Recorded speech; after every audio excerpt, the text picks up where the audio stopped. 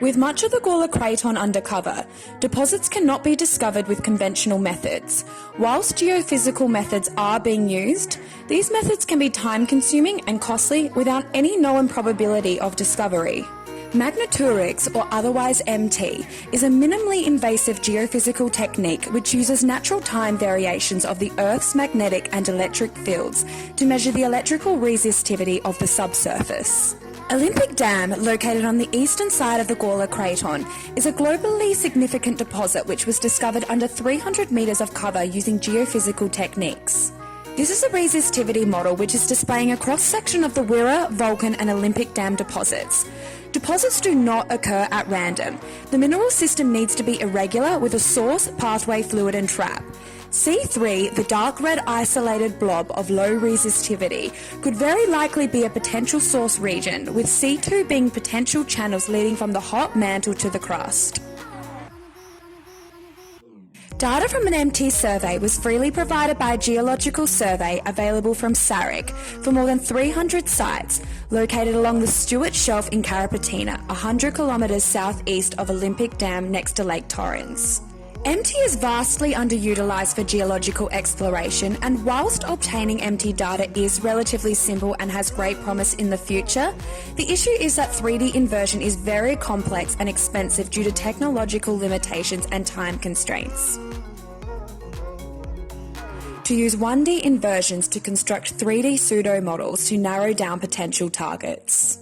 This was done by simplifying the provided resistivity data to a 1D model, which was then converted into a usable format for Leapfrog Geo to construct a pseudo 3D model to narrow down prosperity areas for potential exploration. This is Leapfrog Geo, which is implicit modelling software. Here are the imported 1D models. Now, if elevation is projected, it provides some context of the region. The known copper deposits of the region can also be added. Carrapateena can be seen to be located here, and this blue side over here is Lake Torrens. Now, the 3D pseudo model that was constructed can be added. This now provides some context about the resistivity at depth below the Stuart Shelf. These images are slices taken of the model from a bird's eye view at varying depths. The first two slices, taken at the surface at 100 metres, are well within the sediment regions, which are both very low in resistivity.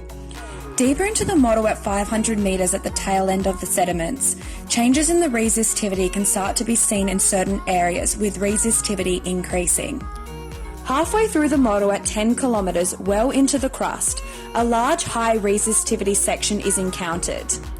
Even further into the model at 20 kilometres, potential source regions can be observed along the eastern side of the model underneath Lake Torrens.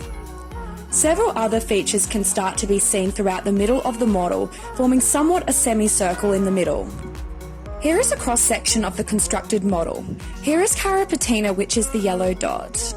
And the greater potential source region can be seen on the right, which is located under Lake Torrens. This is a potential pathway for Carrapateena running through the middle here.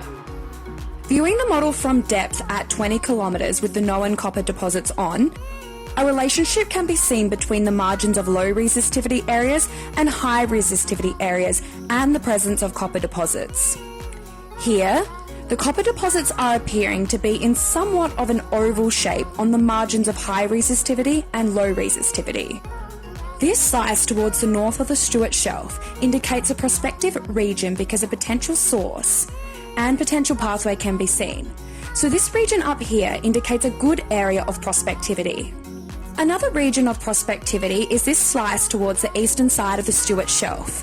Again, there is a potential source with potential pathways going through this very high resistivity section. Just look at the comparison between Olympic Dam and Carrapateena. Yet, our method of interpreting and modelling 1D inversions of metalturic data is far simpler and a more economically viable solution, in addition to minimal associated risks. Whilst detail is somewhat sacrificed, the beauty of this minimally invasive geophysical technique is that it can give a broad understanding of the surveyed area, which can then be used in conjunction with more accurate but otherwise costly methods to identify potential targets, maybe even by Lake Torrens.